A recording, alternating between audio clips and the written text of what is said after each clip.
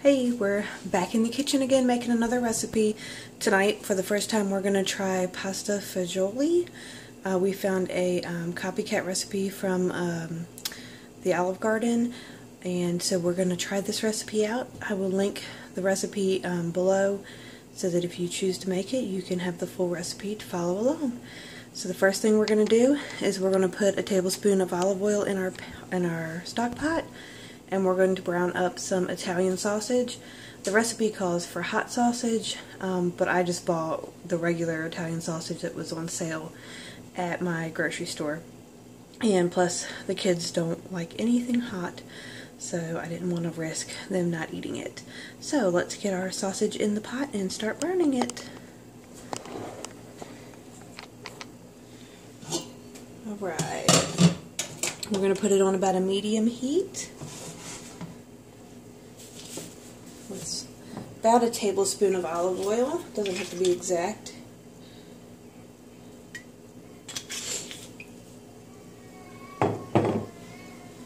Alright. Take the casings off of your sausage. That way you can crumble it up as it cooks.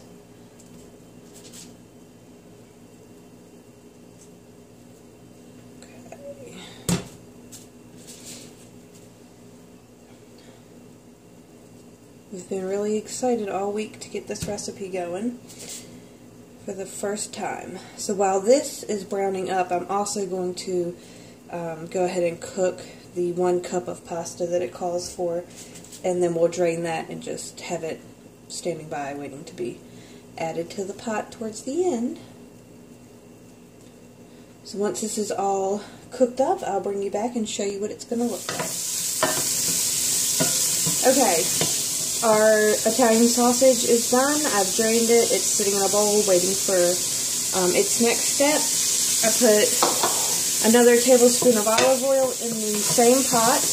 I have a whole onion. We're going to do about 3 cloves of garlic. Just kind of guessing, because I didn't have fresh garlic. I'm just using the mix. Turning it down to medium. And then we're going to add in our carrots and celery.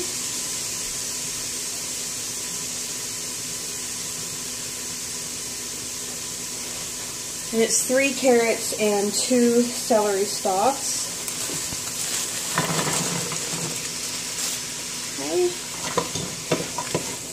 I pre-cut mine when I was cutting some the other day for a different meal.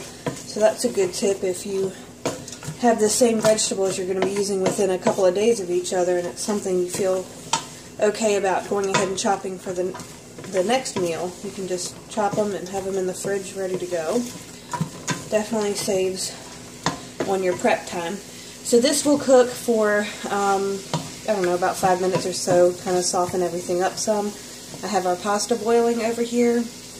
The pasta is, I don't know how you say it, ditalini, I don't know. Anyways, I found it at Walmart. This is what the recipe called for, but you could probably use any kind of small pasta, or even maybe break up some macaroni noodles or something like that if you couldn't find the other one. So we're going to let this kind of saute and get softened up, and then we'll show you our next step. Alright, so it's been doing its thing for about 5 minutes. The onions look pretty good to me, so we're going to go ahead and add in our next ingredients. Okay, so at this point we're going to add in 3 cups, maybe. Well, it says whisk in, but anyway, whisk in 3 cups of chicken stock. We made some great chicken stock over the weekend, but then decided to use it for chicken soup. So, we're back to the box stuff. A tip for making inexpensive chicken stock and having already cooked chicken on hand: when you find those rotisserie chickens at your grocery store and they've gone on clearance, buy them. This was supposed to be a cup of water, but I used the rest of the stock in the box and then added water until it reached a cup. But anyway, you buy those rotisserie chickens when they're on clearance, bring them home, pick off all the meat into one freezer bag, put the bones in another freezer bag, and then you always have cooked chicken and bones for making broth. So then when you have time, you can throw all the bones in your crock pot to make your broth. This is a can of diced tomatoes. We accidentally got the one with seasonings in it, but I think it's pretty much the same seasonings we're using anyway, so we're going to dump that in there.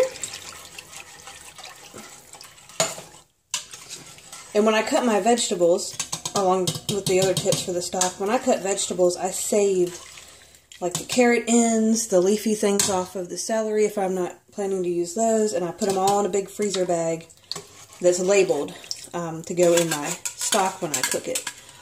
So that way you're not having any waste. You can use all those pieces because you're going to strain them out anyway. Alright, so 2 cans of tomato sauce. This smells amazing already. Which garlic and onions always smell good.